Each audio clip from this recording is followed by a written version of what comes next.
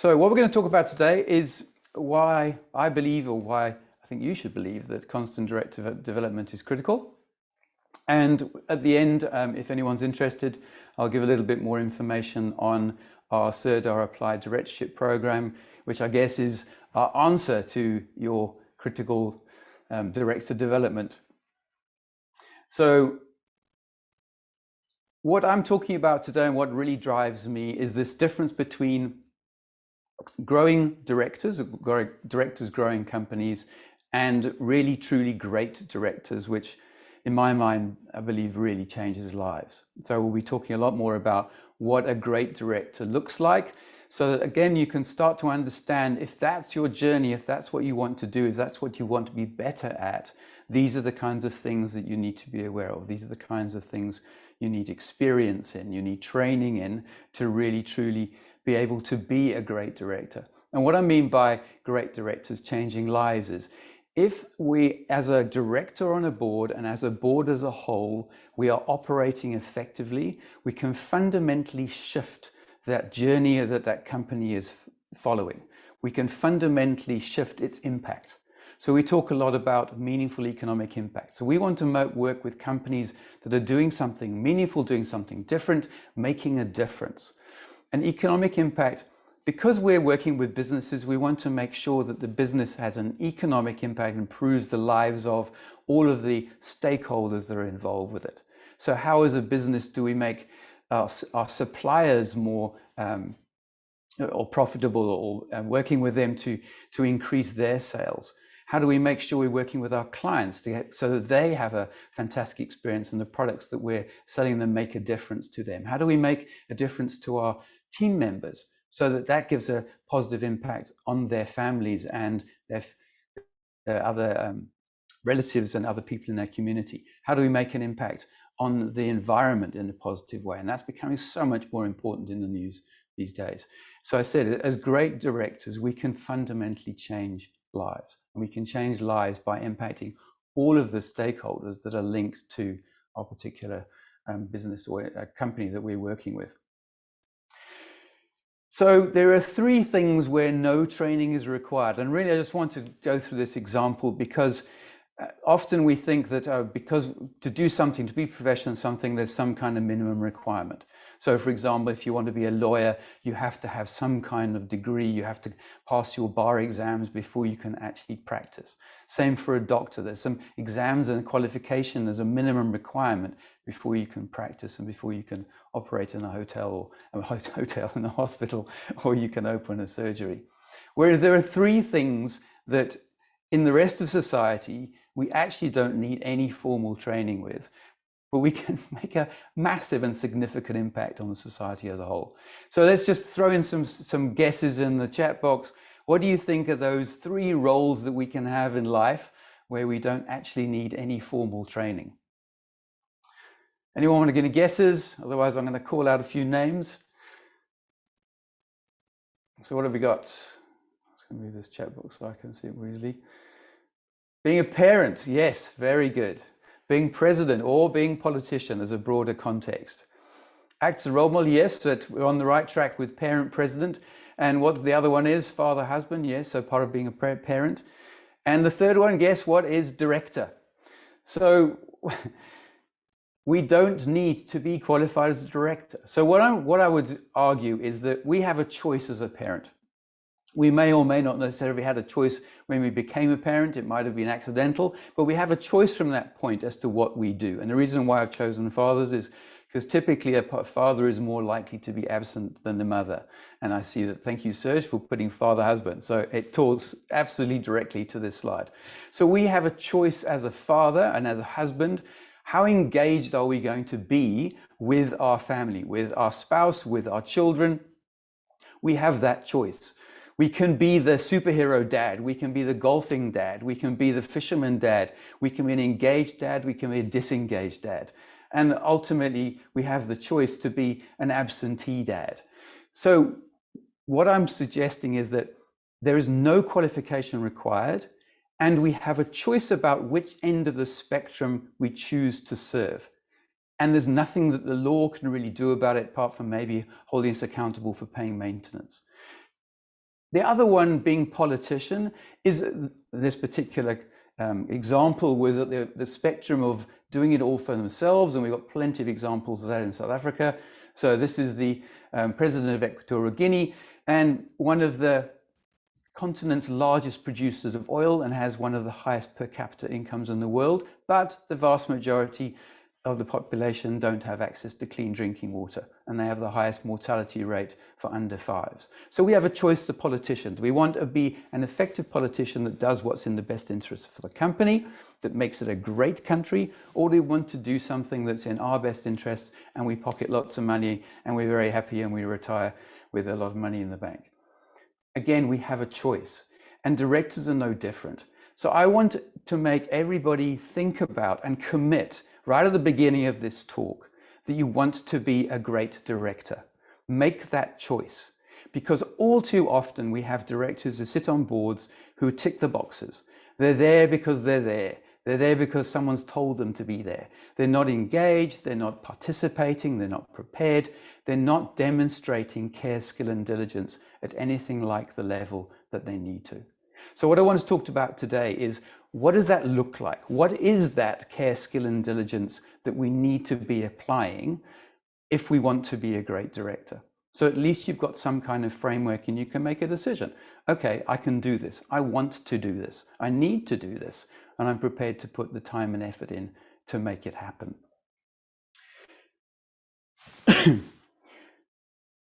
So what do I need to know? And that's what I want to try and answer for you.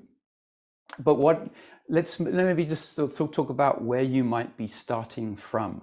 So I want to just quickly put up a poll, see if I can get this right.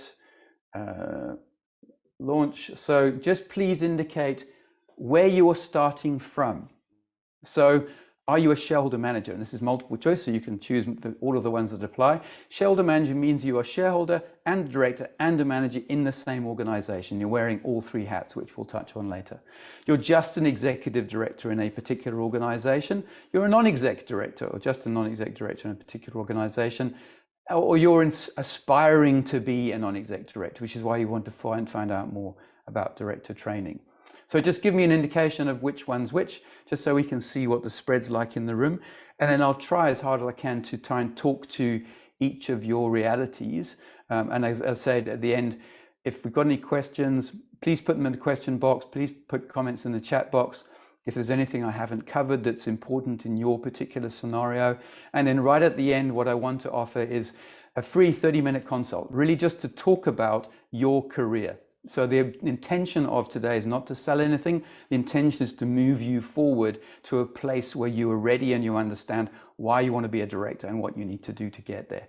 So at the end, I'll just give a reminder that the offer is for a 30-minute consult with me to go through your specific career requirements. So it looks like we had a really good spread. That's fantastic. So we've got 45% shareholder managers, 24% executive directors, 36% non-exec, and 30% aspiring non-executive directors. So a really good spread. Thank you. So where are you in terms of your positions in the business?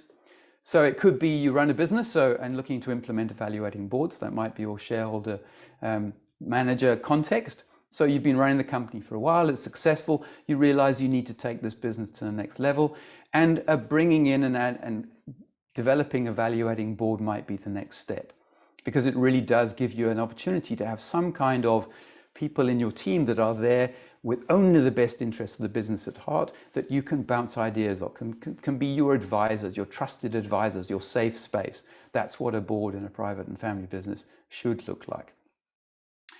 The other one is you're taking over a family business. So similar, they may have a board already, but you as an individual need to be recognized as a director with skills. You don't want to just take the position because you're a family member and that's the way it works in our family. You want to get to that position, and you want to take that position from a position of skill and be able to actually contribute and add value. So yeah, exactly, absolutely, training as a director is critical in that context. Looking for your first appointment as a non-exec director. Again, it makes a massive difference if you've got some certificate, something, some way of demonstrating that you've put some effort into this, that you've actually put some preparation into this role. You may not necessarily have specific experience in a similar company, but anything that you can demonstrate that you're actually putting some effort in. So it could be serving on the board of your local school or a body corporate or any of those things, a charity you're interested in, to get you going. And then the other piece is obviously to demonstrate that you've put some effort into some kind of training to make sure you're upskilled and you're following best practice. You have an opportunity to become a director and you really want to make sure you add value. So similar to the family business side, it's I've got this, I can go there, the opportunity's there, it's waiting for me, but I want to make sure that the moment I walk in the room, that I can really add some value. And we're seeing a lot of that with BEE directors or triple BEE directors, where they've got an opportunity, but they're realizing actually they want to make sure that they're there for the right reasons and they're really contributing and adding value as an individual, not just from a BEE score. And it's a very real problem in the South African context. So we want to make sure that we help those individuals to really add value and really know what they're doing in the room. Want to deploy your skills further, develop your skills further as a non-exec director. So again, it doesn't actually matter how much experience you've got being a director. Often what's happened is we haven't kept up with the way the Companies Act has changed. We haven't kept up with best practice. We've learned from the boards we've been on, which may not necessarily be the best place to learn, because all that happens is we tend to repeat the mistakes of those boards. We tend to repeat the mistakes of those individual directors. A bit like learning to drive, being taught to drive by your parents. Things have changed. The rules have changed in terms of the way we act in the car and we put our hands on the wheel and the way we look through the mirrors, all of those things that you need to know and understand in order to pass your test. They've moved on since we did a driver's test 30 years ago. And directorship is pretty similar. Or you're an executive director, and it could be that you've got the opportunity to become a board member, or it could just be that you are an executive and you realize that you need to understand how better to support the board. So again, director training can be very useful because you can start to understand, what does the board need from me? How do I communicate effectively to the board so they can make decisions? When they've made a decision, how do I make sure that the response, the reply, is clearly written out and documented so I know what I need to deliver? There's no second guessing. The communication is complete. So it can be just as important, even if you haven't got the opportunity right now of becoming a director, to train yourself up to be a better potential director, because it can actually support the board in your executive context. So what I want you to think about, please, and write in the question box, what do you need to know now? What do you need to know next? And if you can't come up with a question right now, that's the purpose of the consult at the end. So please email me and say, I want to consult, and I'll get back to you with dates and we can put something in the diary. So the point of this exercise really is to help uncover what questions or what needs you have to move forward. And if you're not sure, then there's an opportunity to have that discussion so we can at least firm up your next steps in your mind. So yeah, please put something in the Q&A box as and when you think of it as we go through this. So I'm going to cover some basic foundations, sort of really stages of development of business, just to sort of make you aware of what kinds of companies might be looking for non-exec directors, and where, if you've got an opportunity, how do you consider whether it's the right fit for you, etc. And then, as I said at the end, we'll just go through an introduction to the Applied Directorship program itself. So what can you see? Who wants to give a stab at that? What is in this picture? This is what a deer sees when they look at a scene. It's a bit green. So they are red-green colorblind. So everything that's green looks green, and everything else tends to look the same because they can't see the green. So yes, well done, Yoti Patel. I'll be interested to know what basis you can see the tiger. Is it the shape of the leg? Is it the shape of the stripes? Is it the foliage that looks like it's the right context?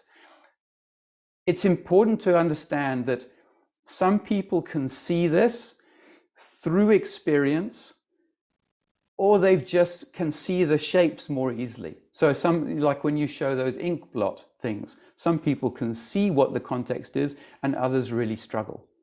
And the point of this is really that as directors, we need to be the one that can see it.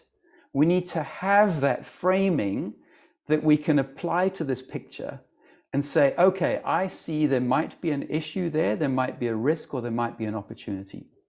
So what we see as a director is closer to what a human sees in this context, is a bright orange, really obvious thing that is not fitting in this landscape and is potentially, through its color, potentially a threat. And what I thought of the other day was this gold, red, orange color we could think about as being gold, as being an opportunity. So is there an opportunity that there's a tiger in this scenario, in this environment that I wasn't aware of? Wow, what a massive opportunity to boost tourism in this area. Or it's a tiger in this environment, I need to run away and there's a massive risk. So as directors, we need to be in the position where we can see these kinds of threats and opportunities better than anyone else. So I suppose one question for everyone in this call is, do you naturally see those risks or those opportunities? And some personality profiles naturally see the risks, and other personality profiles tend to see the opportunities. Another reason why we need a blend of people in the boardroom, because in a particular moment, we need to quickly identify through the shapes that a couple of you picked up. Based on the shapes and the scene, I think there's something happening here that we need to dig into.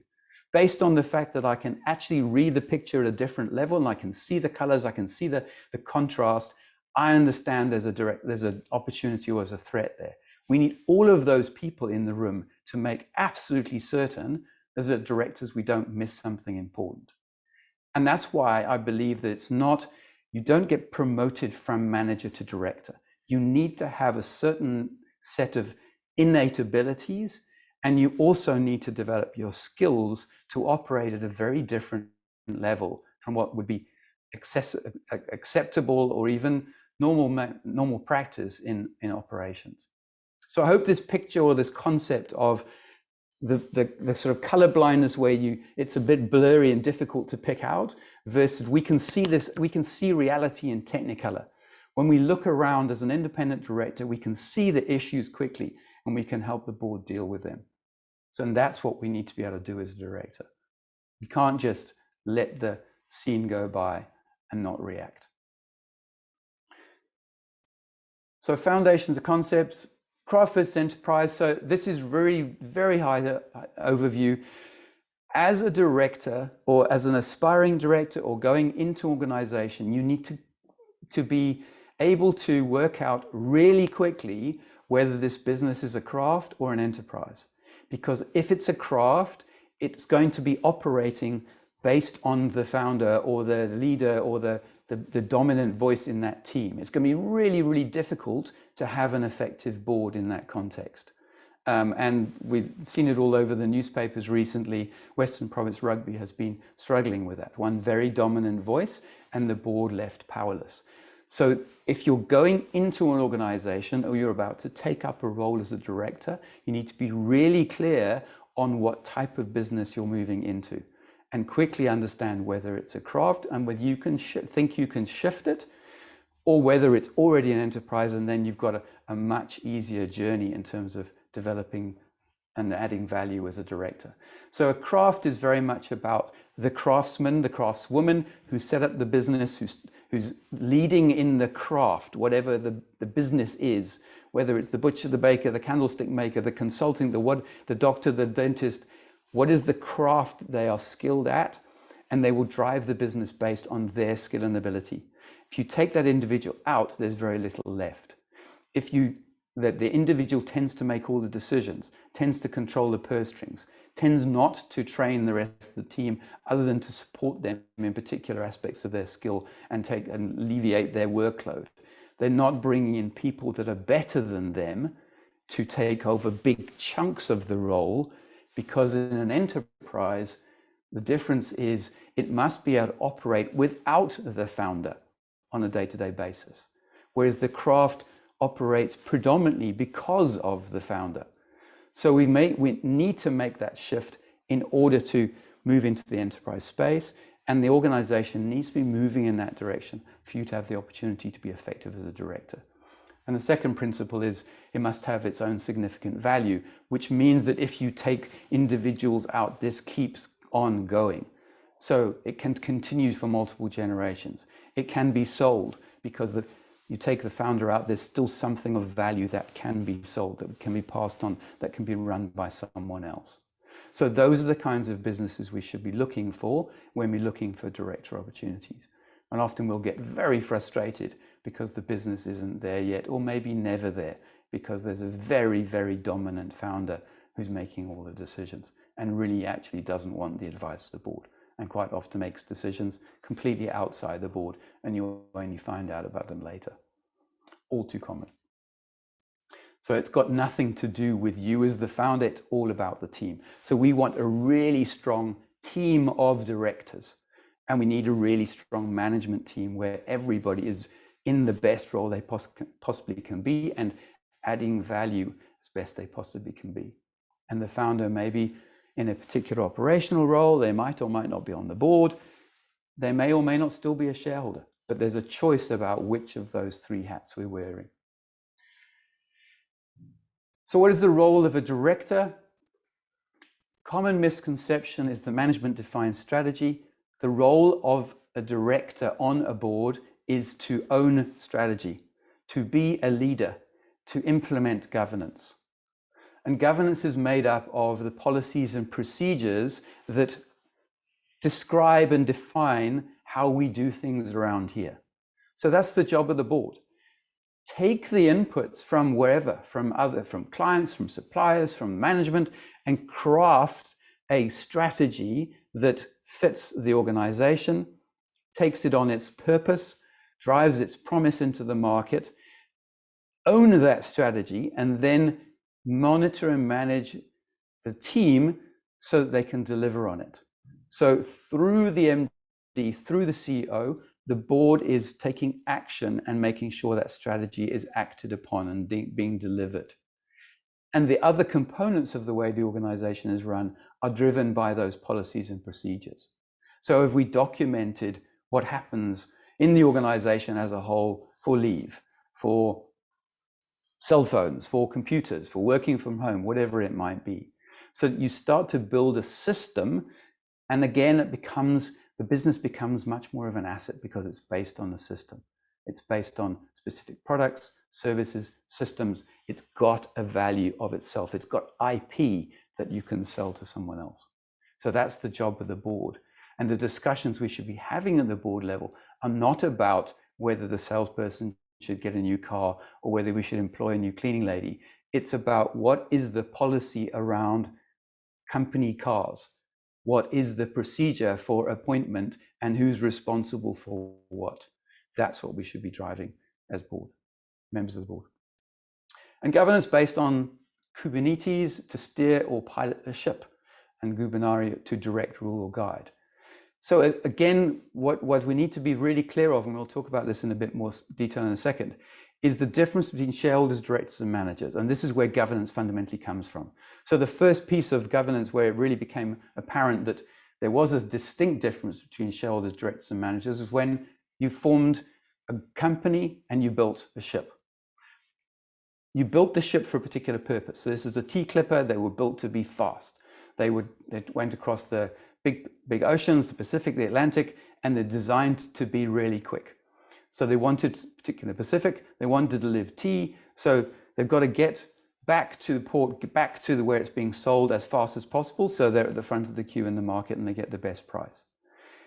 There's a very specific purpose for this ship. The investors are investing in something that's going to look like and work like and go like a tea clipper. They don't want the money to end up being diverted into something else, like a dredger or a fishing trawler or whatever it might be. So the shareholders have defined the purpose of their investment and what it's going into. It's going into a tea clipper. Then they have to appoint the team that's going to operate the ship. So you've got a captain and the officers who are the board. And then you've got the crew who are the management, and they're led by the senior members of the crew. The moment the ship leaves port, the shareholders cannot influence what happens on that ship.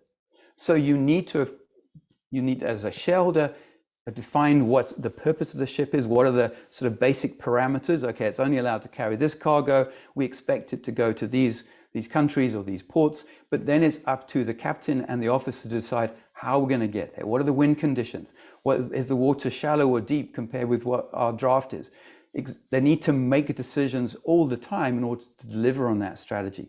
Define where's the best price they're going to get, where's the cheapest price they're going to get, etc., along their journey, and then how they're going to get back to the port and sell them to market the best price at the end. So shareholders get the return they're expecting. Shareholders want to invest again because they got what they expected. And the management obviously need to make sure that the ship goes as fast as it can, it doesn't break anything, etc., etc. So it's critical in a business that we understand where this comes from, because too often as shareholders, we start meddling in the business. We start walking around the shop floor. We start making decisions that aren't our decisions to make. So 3 hats: shareholders, directors, managers. As I said, this typically on a training program, we might go through this diagram in half an hour or so. But the idea is to understand that each has a relationship with the company, but the roles and responsibilities of each of these hats are very different. Shareholders can appoint directors, they expect a return on investment, but it's a selfish relationship. I'm expecting something back. The board is equals, a team of equals, 1 vote each. No one has any more power or less than anyone else, including the chairman. It's a selfless relationship with the company. I'm doing everything in the best interest of the company. And management is this 2-way street because you have a contract. Your contract defines the sort of selfless part of it. I have to deliver a certain thing, but the salary definitely starts to become a selfish conversation when it's either goes down or it doesn't go up when it was expected, or it doesn't come through at all because we've run out of cash. So it's important to understand what those 3 hats are, and particularly in a board meeting, you have to push the conversation back to where it's supposed to be. Hold on, that's a shareholders conversation. You need to arrange another action item, shareholders to have a meeting to discuss that point and come back to the board with their proposal or their statement of intent. Management, that's way too operational. Guys, you need to have a side discussion. Come back if you've got an updated decision or discussion paper, but this is something that you need to talk about operationally. This is not for the board meeting. And that's a constant push and pull that needs to happen in the board. So the more you know about the role, the more you understand about what's expected of you as a director, the easier it is to have the conversation in the board meeting and push things back to where they're supposed to be. And I mentioned the sort of growth phases of business. So these phases come from this diagram. And it's important when you're coming onto a board to understand where that business is in its growth phase. So creativity and leadership based on creativity very often is like a craft, because it's driven by 1 or 2 or 3 founding individuals. Their creativity is taking this business to its next level. So it's sales, marketing, product focused. It's about getting things done quickly, very little systems. As soon as you start moving to growth through direction, and particularly when you get to growth through delegation, now there's a big opportunity for you to bring in directors, because that's part of the deal. You need to make sure that you're delegating things to where they most fit, best fit. And part of that is obviously to make sure you've got the board in the middle so that you can separate out the different delegations, the different roles. And as you move into growth through coordination, then a board becomes even more important, because you need that highest authority that can start helping to oversee all of these different moving parts and make sure the strategy is the right strategy and it's clearly defined and clearly communicated. We've got the right values, we've got the right team, etc., etc. So high performance director is one that's obsessed with creating meaningful economic impact, and there may be a social impact part in your particular business context. And furthermore, the director is not afraid to have the tough conversations as well as do the mundane tasks. Care, skill, and diligence. You have to read the board papers. You have to prepare properly for the board meeting. You have to be skilled at a level that you can contribute in that board meeting. And if you see that tiger as an opportunity or as a threat, you need to make sure that you have that tough conversation and talk it through with the other members who are resistant to change or can't see the opportunity, whatever it might be. but it's got to be that lone voice in some situations. And particularly if you're a non-exec director, aspiring non-exec director, that has to be your expectation. You need to be tough enough. You need to be confident enough to be that lone voice, to say, guys, we're missing something important here. We need to do X, Y, Z. And from a direct board perspective, it's all about rhythm. It's all about making decisions. It staggers me how often I come across boards where they don't actually make decisions. There was one company I spoke to a few years ago where the CEO told me, look, we've had, I don't know, a board meeting every month for the last 2 years since I've been CEO, and I don't think we've made any decisions. All we really do is look at the financials, talk about some strategy stuff maybe, but it's more about, okay, what do the financials look like? Are they okay? Tick the box. Fantastic, move on. We're not making decisions. We're leaving all of those decisions up to the management. And that's just not what the board's for. It's not adding value in that context. It's just ticking the box. So we must be making decisions. There must be a rhythm. We have meetings regularly. We must be holding the company accountable to performance higher than it's ever been held before. So what are we doing to hold the CEO accountable? What are we doing to help and support the CEO to hold the management team accountable so that we can drive this business to the next level? Is it become a bit too much of a lifestyle business, all a bit too comfortable, and it's slowly plateauing and busy on its way down? What do we need to do to bring in the next innovation, to bring in the next move into another country, region, next acquisition, whatever it is, to make sure this business is continuing to move? And that results in increased value, improved return for shareholders and the other stakeholders. So if we do our job properly, the value of the business will grow. The dividend amounts, payouts will grow. Other stakeholders will benefit because we're building those relationships and we're building meaningful economic impact across all the spectrum. So leadership and governance is a continuous work in progress. This does not stop. So we have to continue to learn more. We can't run on instinct anymore, as someone said in a testimony to me a few weeks ago. He said, I've just realized I've been running this business for 30 years based on instinct. I've come to the point where I actually need to put some proper structure in. Otherwise, this business is going to die with me. I won't be able to hand it over to my partner to take it forward. I won't be able to hand it over to the next generation to take it forward. So leadership, do the courses, do the training, read the books. Same with governance. Put in the effort. It's a continual work in progress. There's a new standard that's come out, for example. There's King 1, 2, 3, 4, and there'll be a King 5, for example. We need to make sure that we're constantly learning and constantly keeping up to date with what's going on. So what companies say to us is, give us directors who've practiced their skill and experience in a boardroom. How do we find that? We look at your CV. We also want to make sure that we've had some oversight in something you've done. So watching you go through something like our Applied Directorship program really makes a difference because we've got some kind of first-hand knowledge and understanding. Critical to understand that just because you're a chief executive, someone has been a chief executive, doesn't mean they know how to relate, and this is coming from a client, relate to me as a director. So often as a chief executive, if it's not the chief executive of that company, if you're a chief executive somewhere else, you've been very successful, coming onto board, the tendency is to still keep that chief executive mindset. It's telling people what to do. It's not listening to other people's opinions, forming some kind of consensus, thinking about strategy predominantly, not digging into the operational doing. And it can be quite a difficult transition the more successful you've been as a chief executive. So what we want to try and get to as an outcome, and one of the most powerful outcomes you can get from doing a proper director training program, is to change the way you think. So if you can come in with a CEO mindset and you leave with a director mindset, that's invaluable. It's going to make a staggering difference to the companies that you're working on the boards of. And we want to know that you, as in Sirdar, can confirm that they know what they are doing. So if we've put someone through a program, we know what you've covered, we know what material you've covered, we've got some examples of the assignments you filled in. So obviously it gives us a much better idea of how you rank with the other directors on our director database.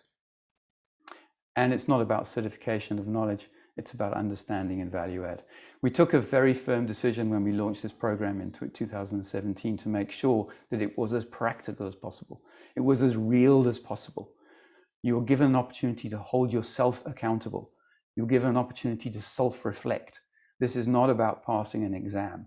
This is about changing your habits. And as I said before, changing the way you think.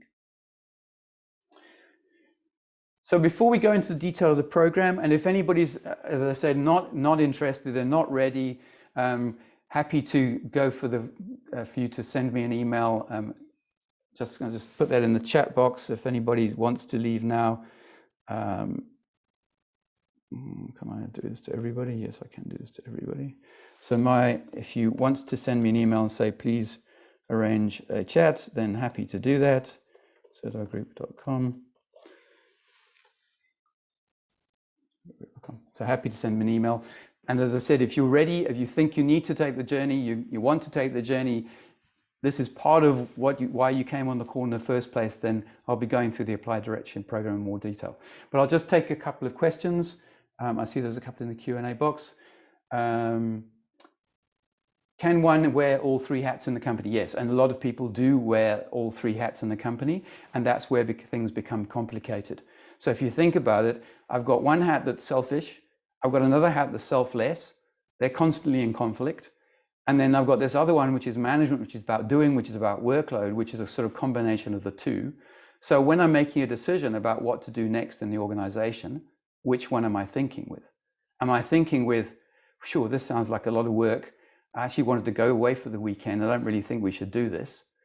Or are you thinking from a shareholder perspective and say, cool, I was hoping we were going to get a dividend this quarter, and if we invest in this new project, then that's going to affect that. It's going to reduce our cash flow, we won't be able to pay the dividend. Do I want to go ahead with this project? Or am I thinking as about a director and saying, well, forget about the shareholder and manager hat, this is absolutely in the best interest of the business. And I know it's going to give me more work to do, and I know I'm probably going to have to put some more money in as a shareholder, but it's the best thing to do. We have to do it. Or we have to find some other way of getting the funding, making the time, bringing more people in. But with my director hat on, we absolutely need to go ahead. So that's why it's so difficult. Everybody is a shareholder manager. So for those of you who are a shareholder manager, it's really tough if everybody else in leadership in your organization is also a shareholder manager.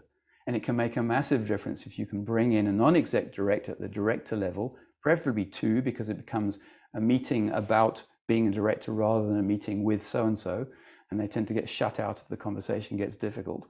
So we want a board that's got non-exec directors specifically because it breaks up those teams. Now, the only common denominator at director level is we are directors, not that we are shareholders and managers as well, because the conversation rises to the highest common denominator when it gets heated, like steam. So we start having conversations like, no, but I'm the majority shareholder, therefore what I say goes. Or if the conversation's fairly calm, then it tends to drop like water to operational level, and we have way too operational conversations, and it may as well be an executive committee meeting. It's not a board meeting. We're not talking about strategy. So if you have at least one, preferably two or more, in the boardroom whose only purpose is to be a director, it changes the game, it changes the conversation. So I hope that helps you, Rapula. Any other questions? Anything else in the chat box? Great, so let's continue with the Applied Directorship program. So just as context, Sirdar Group is the global leader in education, appointment and guide. That's our focus. We only do director training. We only do director placement. We only work with boards. We don't do management training. We don't do other things that on outside that boardroom context. Excuse me. And I've been with Sirdar since 2013 and have been on now 8 paying boards, 7 of them as an independent chairman, and have learned an immense amount on that journey. In fact, every board I serve on, in fact, every meeting I have, you learn something new. And I also do some mentoring for some smaller companies. And again, I'm learning just as much as that individual in that context, because there's always something comes up. You think, oh, sure, we need to apply that in our business, or that'll work in another business I'm working with. etc., etc. So being in that sort of cauldron of all of this stuff going on all at the same time for me is a fantastic opportunity to grow and to learn something new every day, because I've got involvement for 5 or 6 companies at any one time, which I'm learning from. And our predominant focus is on family business. So thank you, Sesh. Thank you for joining. So what we're talking about in the Applied Directorship program is we wanted to make it practical, as we said before. It's not about a degree. This is about, you can't learn to climb a mountain by doing a degree. You need to actually learn how to do it practically. So for the program, we want to make it as practical as possible. So we've designed it around 8 board meetings. So you have 2 introductory programs, you have 8 board meetings, and then you have a closeout session at the end. And we made it monthly meetings because we want you to fit it in with your regular life, as if you were serving on the board of a company that had monthly meetings. Again, it gives you that realism of, sure, how do I find the time for this? It gives you an understanding of how time-consuming being a director should be and can be, so that have I really got the time to commit to this in the real world as a director and an NED? Am I ready for this yet? Because I've lived through this, I've had this experience, I've had to have these meetings, I've had to have the pre-board meetings with my team as part of the training. Sorry, I've got buttons. And we want, and it's just that sort of crystallizing in our thoughts. Okay, I really understand now that high performance director requires time, it requires energy, it requires guidance. I need support actually quite regularly, and I need feedback. So where am I going to get that from? So you will have a cohort of people of 10, 12, 15, 20 people that you've done the training with, that you will be able to refer to for as long as you keep in touch with them. And during the training, you'll be able to bounce ideas off with other members of the cohort and the facilitator and through Sirdar to answer those questions that you can then apply in your real business. So it's a fantastic opportunity to spend a proper amount of time learning new habits, changing the way you think, and then building some practical knowledge and understanding that you can then apply in the real world. So it's not an MBA. It's like an MBA. So an MBA is designed for management training. This is designed for directorship training. Similar concept in the way it's laid out. You have online materials that you have to work through. You have assignments you need to complete. You have practical sessions that you need to work through with your team, your board. So it's similar kind of setup to an MBA, certainly less intensive, but it's focused on being a better director. This is not about being a better manager. And if you need to be a better manager and your career path is to become an MD or CEO, then I would suggest that an MBA is definitely a place to go. And it's not a 1 week, it's an extended program. It's not a clinical, residential, we do the program, we leave, and then 3 months later we've forgotten about it. We want you to do a bit, learn from it, try it, implement it, do a bit more. As I said, apply it, learn from it, do a bit more, so you can build a habit. After 11 sessions, you've built some habits. After 1 week full-time, no distractions, you haven't built habits. You've learned some knowledge, and you may or may not remember it for very long, but you haven't built any habits. You haven't lived it. You haven't tried to fit it in with your real life. And that's why we chose this particular way of doing it. And it's theory and simulation, not just theory. So we want to cover all of the different pieces. We want to make sure you understand what it means to be a director, understand how to work together as a team. So you work in a cohort, you'll set us into a board in your teams, and you run with that board, and you have board meetings with that group throughout the rest of the program. And then we teach you the methodology so you understand how the rhythm works, what the board papers should look like, etc., etc. And if you've got all of those pieces together, then as a director with a solid boardroom, you can really shift company performance. So this is something we want to try and get across during the program, is how do we end up finishing this thing as a better director with a better understanding what a strong board looks like. And if we apply it properly, we can fundamentally shift company performance. And I've seen and experienced it where we literally have 10x profit just by doing this properly. So the course is made up of the governance compass. So there's 8 areas. So each of the board meetings covers off one of these strategic topics. And there is a lot of online videos and tutorials and things are related to each topic each month, so that you get a much better understanding of the theory. So here's theory, you apply it. Then you move on to the next month, theory, and then you apply it. So that you start to build up that knowledge through repetition and breaking it down into as smaller chunks as we can. There's one, so not Extreme Business Success, it's open to sell, but you get a copy of Traversing the Avalanche as part of the program.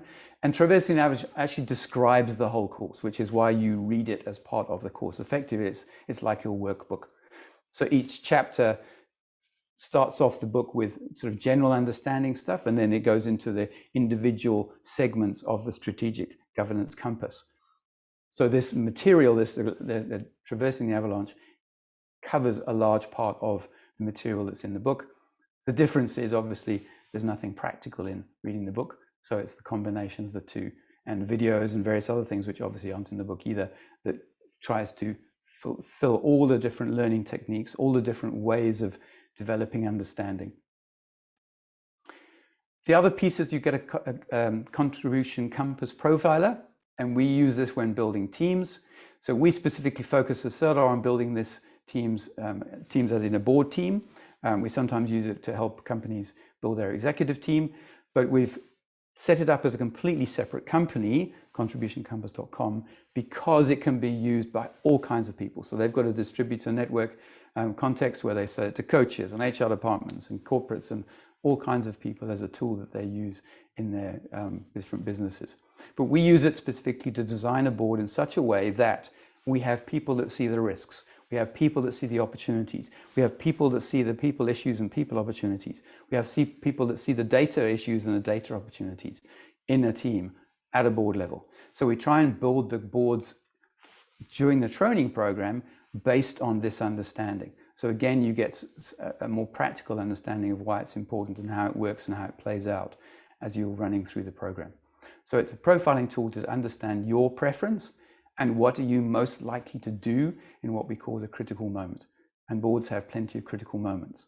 So I need to understand what are you going to see in terms of risks and opportunities, because we've got a spread of people around the room who are seeing all those different things. We're thinking in full color. We're seeing all the potential opportunities. We're seeing all the potential threats, and then we can work and make properly thought through decisions. So it's first month introduction. Second month, we go through the Contribution Compass profiling tool. There's a lot more information on the Contribution Compass profiling tool and how we build a board. So you go through an example of how you put together a board, what you need to consider. And it's a great realization. It's actually a lot more complicated than you probably thought. Module 3, you start going into the compass. So you have the strategy and direction, conversation, theory presented online and then practically implemented in the boardroom. And then you move around to organizational culture, then on to chief executive performance in the practical example, but the context on the theory is all around how do you build a team, how do you make sure you have the right leadership in a team, etc. Then you get on to the rest of the wheel. So we're talking about stakeholder engagement. What does a stakeholder engagement matrix look like? Why is it important? How do you manage the stakeholder relationships? Again, lots of examples of videos and things talking about that concept, and social and environmental responsibilities, etc. Social and ethics committees and all of those kind of things. Then shareholder expectations. So it's really important to understand what are the shareholders' expectations, and it's really important as a shareholder to have stated your intentions. So how much do we want this business to grow from a capital perspective? How much do we want to be paid as a dividend, as a percentage of profit? Have we got a dividend policy? And there's some really interesting videos on how a dividend policy can drive the behavior of shareholders, and it can even encourage and dissuade particular types of shareholders to want to join your company. So it's really important piece of the puzzle is to understand clearly what shareholders' intentions and expectations are, so that as a board we know what we're delivering against, and that we know that if we deliver against that mandate, that there's a good probability that shareholders will want to reinvest. Then you start to get around to the refining side of the circle, and we talk about risk appetite. So risk management and compliance. What does a risk matrix look like? How do you manage risk? There's a whole science in itself. Again, lots of videos, and you can end up going down a complete rabbit hole, as I've done before, where you start with one video in some university's channel in the States, and you end up watching 10 videos, and you realize, oh, no, that's actually wasn't what I was supposed to be doing. Then you move on to the financial aspect. So how do you set a budget? Why is it important? What are the key pieces of the financials that you need to present to a board? Some concepts and context about what you should be looking out for as a director, and a real reminder that all directors need to be able to read a balance sheet and an income statement. There is no excuse saying, no, but the financial manager does that. No, but so-and-so is a CEA, they do that. As a director, we are all signing off the audited financials. There's 2 or 3 signatures that are on the piece of paper are representing the board as a whole. So if the financials are wrong, misstated, then the whole board is liable.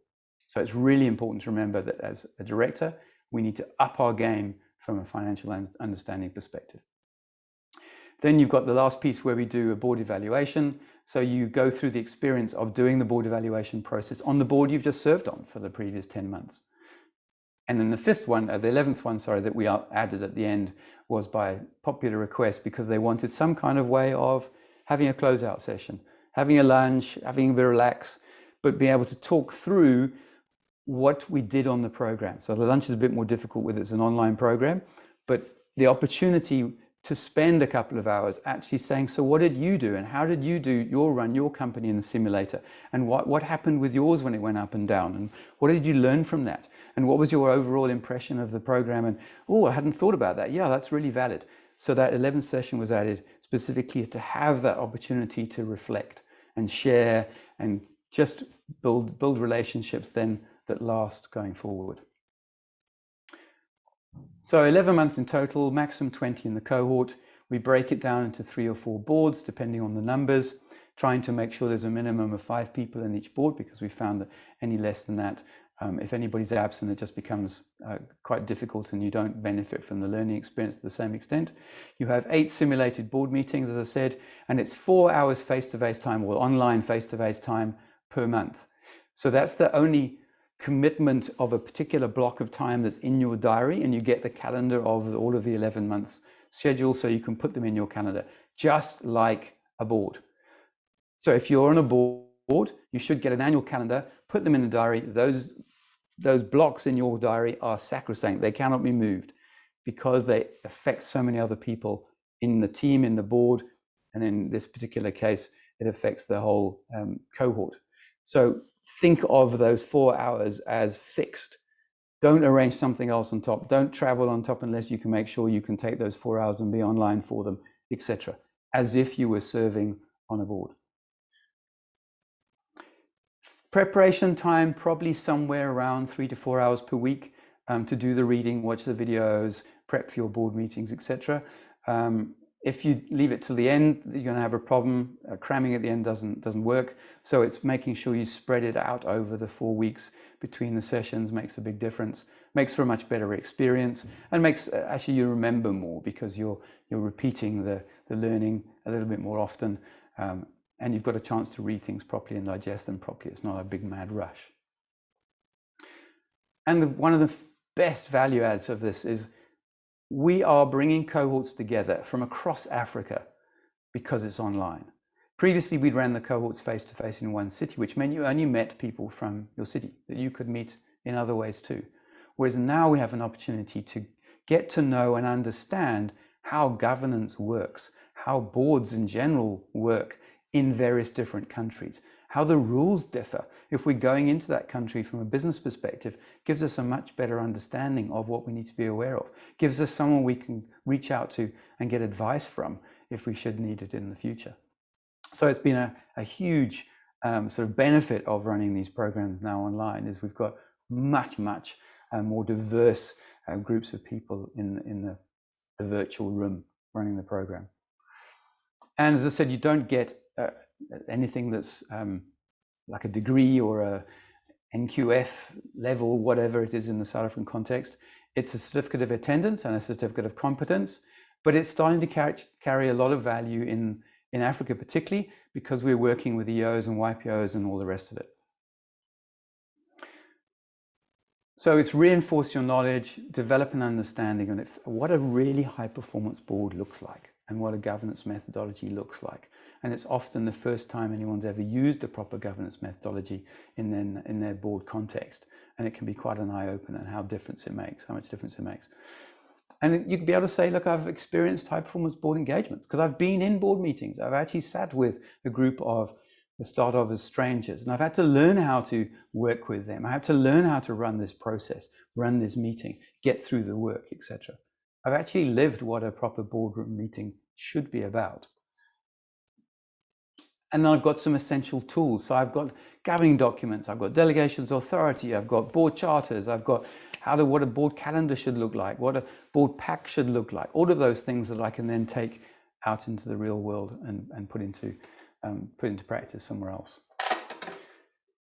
So just closing, we want you to be able to demonstrate practical experience and identify the personal strengths and opportunities. So what can you do, or should you do, or do you enjoy doing most in the boardroom? Are you the person who sits quietly and thinks things through and then gives you a pearl of wisdom? Are you the one that makes sure everybody's engaged? Are you actually the one who should be a chairman because you're really good at managing the meeting and make sure it follows the right rhythm and makes sure things get done?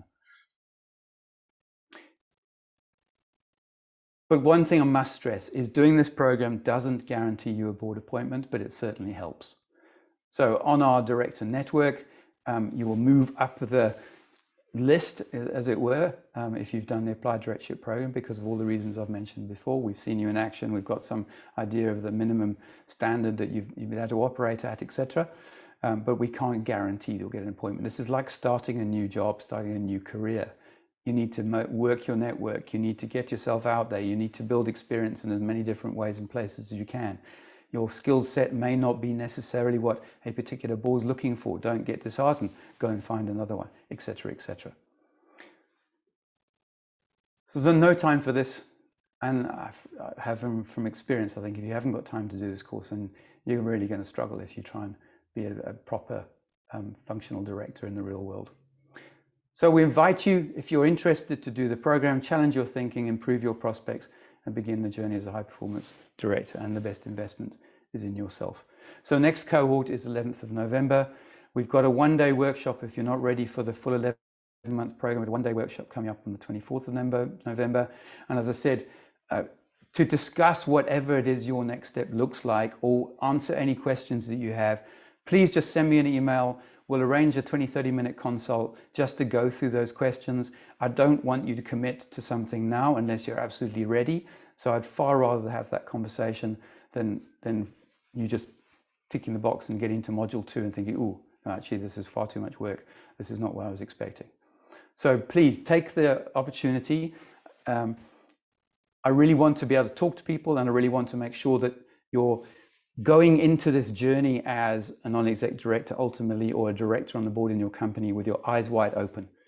And it may not be that this training is the next step, it may be something else. So as I said, let's have that conversation. So it's preparation at base camp, not during the climb that gets you to the summit. So I just want to put up a poll just to get some sense of where everybody's at.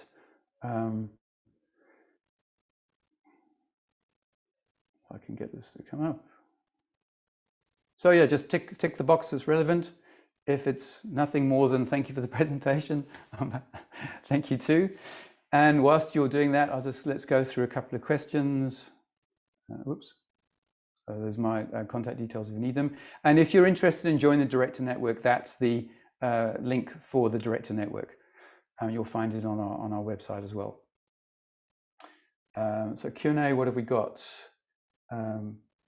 Like a concept, Marcelo, fantastic, noted. Any other questions? Anything in the chat box? Just move around here. Thanks, Getty. Long time no see. Must get together sometime.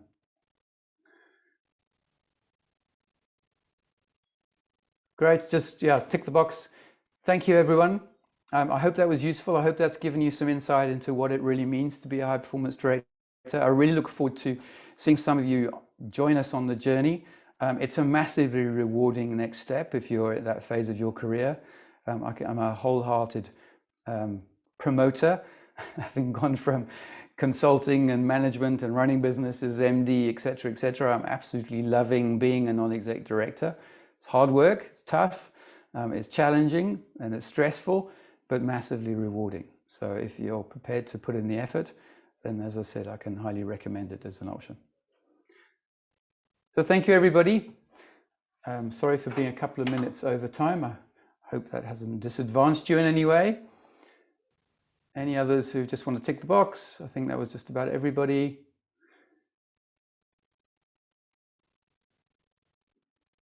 So thank you very much for your time.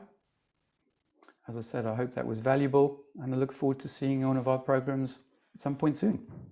Thanks very much.